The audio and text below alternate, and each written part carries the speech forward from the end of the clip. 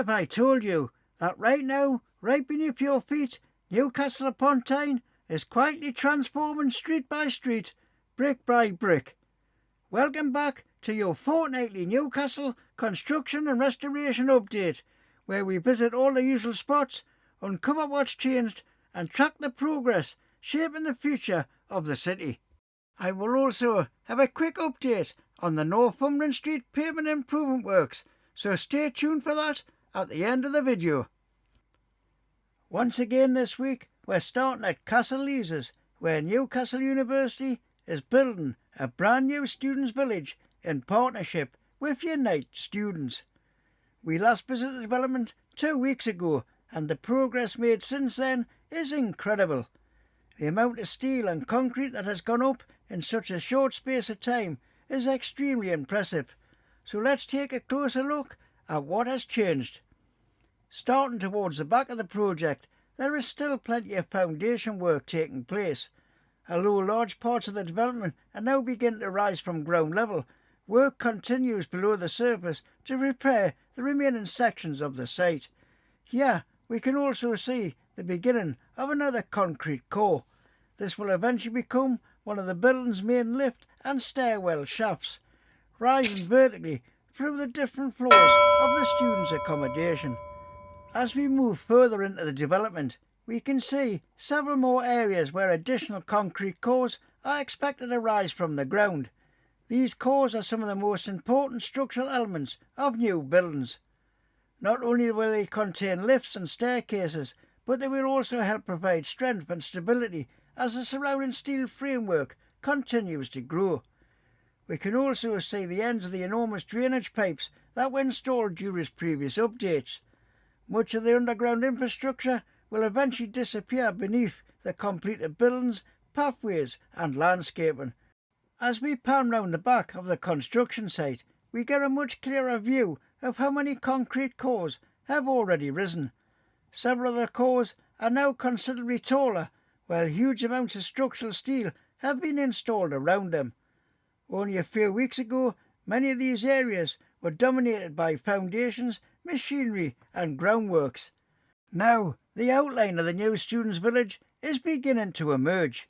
You can start to understand where the separate buildings will stand and how the different sections of the development will eventually connect.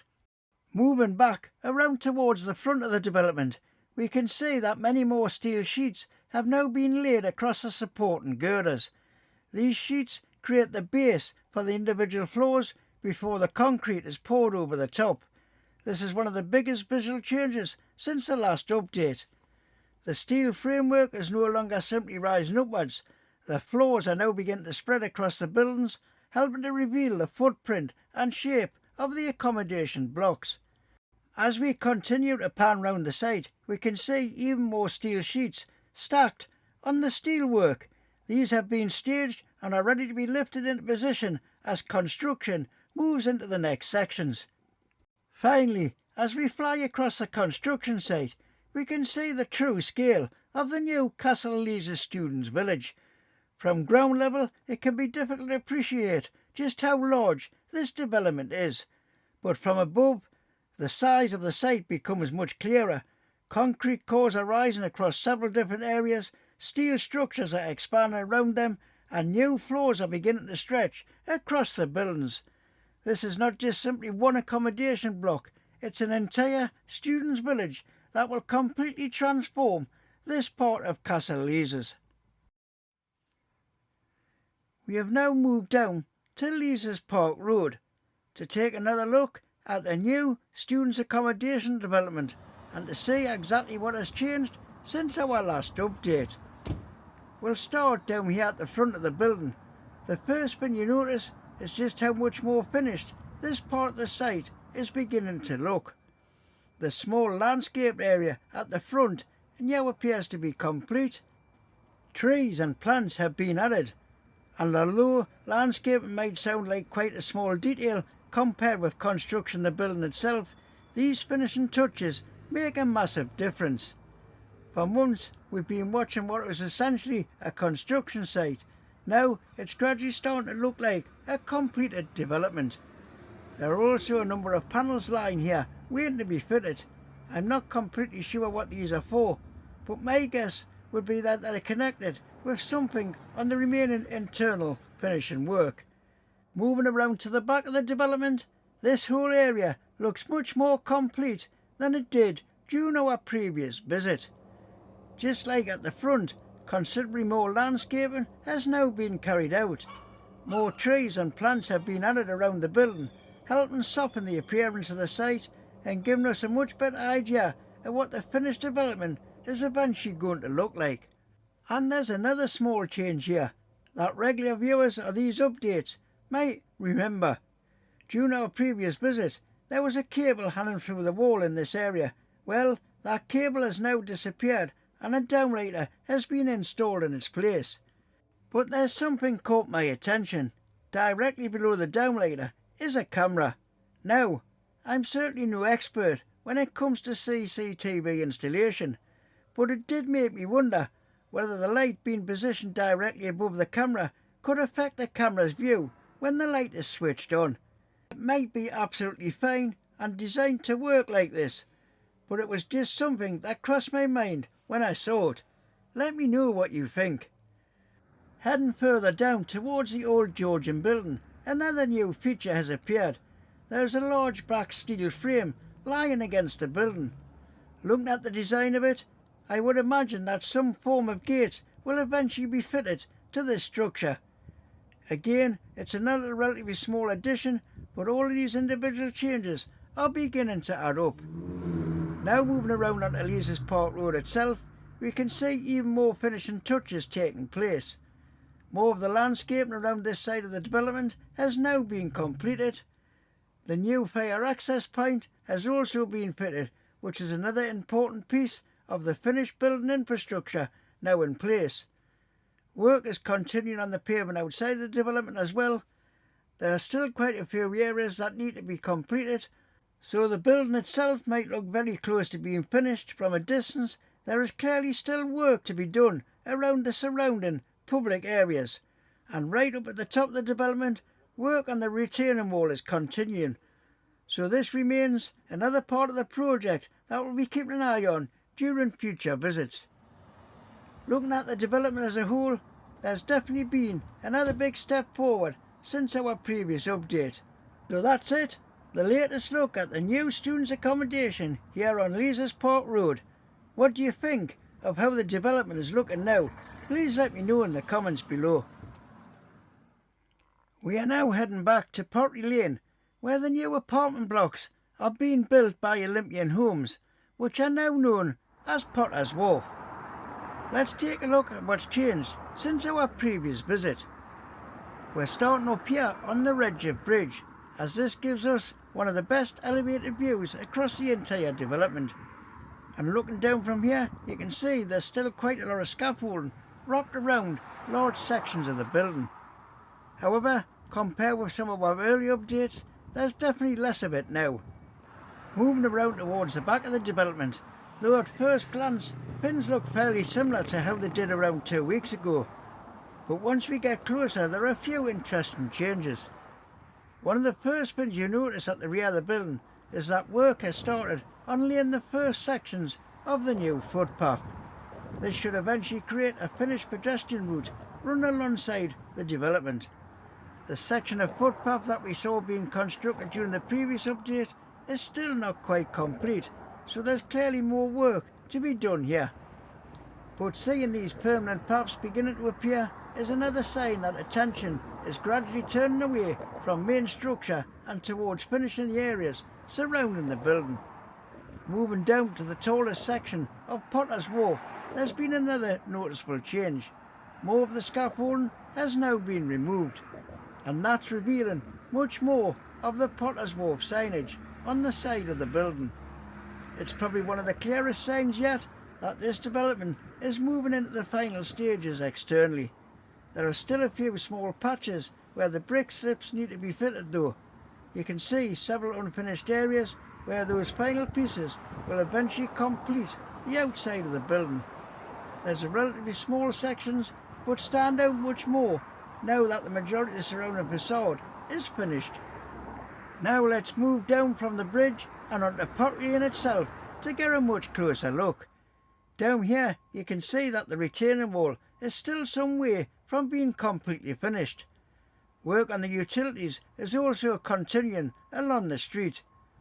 And this is where you really start to realise just how much work is still happening around the development, even though the building itself is beginning to look close to finished from a distance.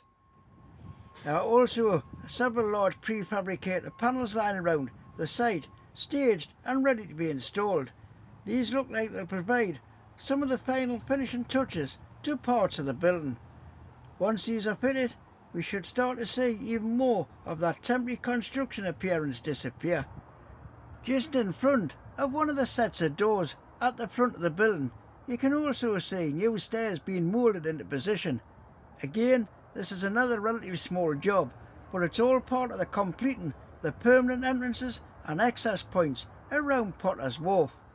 Despite all the progress outside, there's still plenty of evidence that a lot of work remains inside the building. There are still loads of pallets of insulation sitting around the site, along with plenty of other construction materials waiting to be installed. So while the outside might begin to give the impression of a nearly finished apartment development, behind those walls there's clearly still a lot happening. Moving along towards the far side of the development, there's another change since our previous visit. The trench that contained the main electrical feed has finally been filled back in. We've been watching work around this section of the site for several updates now, so it's good to finally see that part progressing. However, that utility work certainly isn't finished yet. Work is still continuing on the new water main connection, and right around the back of the site you can still see large quantities of plastic piping stacked up and ready to be installed. So even at this stage, there's still some fairly substantial infrastructure work taking place. Once all these utilities are connected, the footpaths are completed and the remaining landscaping and finishing work begins, this whole area should start to look very different. We are now back at Carliol Square to check in on the progress of the Pilgrim Place development, which is looking more like a completed building every time we visit this site. So let's take a closer look and see what has changed since the last update 2 weeks ago. We're starting right down at the bottom end of the site here at Carliol Square, and one of the first things you notice that more of the brickwork and insulation has steadily been climbing up the side of the structure. This part of the development is gradually losing that exposed construction site appearance as more of the external finish begins to take shape. Looking through some of the windows, there is still plenty of work going on inside. You can see large amounts of building material stored throughout the floors, all waiting to be installed as the internal fit-out continues. Another noticeable change since our previous visit is one of the construction lifts. This has now been removed from the outside of the structure, leaving behind the area where it had previously been attached to the building. Metal brackets have also been fitted around this lower section, another small sign that the external work is moving on to the next stage. Down at ground level, there has also been some interesting progress. Electrical feed trenches opened up along this section of the building.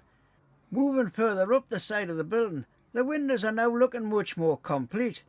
A large number of the window frames appear to be finished, leaving mainly the sections of cladding between them still to be installed. Once that cladding is fitted, this entire elevation should begin to look considerably more finished, and this is probably going to be one of the biggest visual transformations to watch during the next few updates. Now moving into the gap between the two buildings, there's been more progress here as well. The brickwork and insulation has climbed even higher up the side since our previous visit. Last time we were here, we saw the first window frames begin to appear around this section. Well, things have now moved another step forward. We have the first glass panels being installed. It might only look like a relatively small change at the moment, but once those glass panels begin spreading across the elevation, this section of the building should transform very quickly. Moving around onto the Warwick Street side of the development, this is another area where there has been some significant progress. Most of the glass and external panels now appear to be complete. Even the section down in the bottom corner, which was still noticeably unfinished during the previous update, has now been filled in. Heading around the back of the development, there are several more changes to pick out. On one of the buildings, the glazing at the top now appears to be complete. And remember, the frame that we watched being installed during the last update, that has now started receiving its glass as well, with several panels already fitted. Once again, more brickwork has also been completed around this side of the development. There has even been a noticeable clean-up at ground level. The area was previously saw large numbers of construction materials lying around has now been cleared and organised, making this part of the site look considerably tidier. Looking across towards the other building, the outside is also beginning to look much more complete, and one of the biggest changes here is the cladding. Sections of the external cladding have now been fitted to this side of the building. This is another important milestone because the cladding is going to dramatically change the overall appearance of the development. So there has certainly been plenty happening here at Carliol Square on the new Pilgrim Place development since our last visit. We are now back on Northumberland Street in the heart of Newcastle city centre for a very quick update on the ongoing pavement improvement works. At the time of filming, the council is expecting the remaining work to take at least another month before Northumberland Street is fully completed. Hopefully once everything is finished, we'll finally get to see what the completed street looks like without barriers, temporary surfaces and construction work getting in the way. But I do have a question. After waiting all this time for the brand new pavement to be finished, how long do you think it'll be before somebody comes along and digs a massive hole straight through it? A few weeks? A few months? Or will the new pavement actually survive for a while? Let me know your predictions in the comments below. And that brings us to the end of this update. If you've enjoyed the video, please leave a comment with your thoughts. I'd love to hear what you think about the projects we've covered today. And don't forget to give the video a massive thumbs up because it really helps the channel grow. If you've not already done so, please consider subscribing to 55 Degrees North and hit that bell notification when I release more videos. A massive thank you for watching. I will see you next time, right here on 55 Degrees North.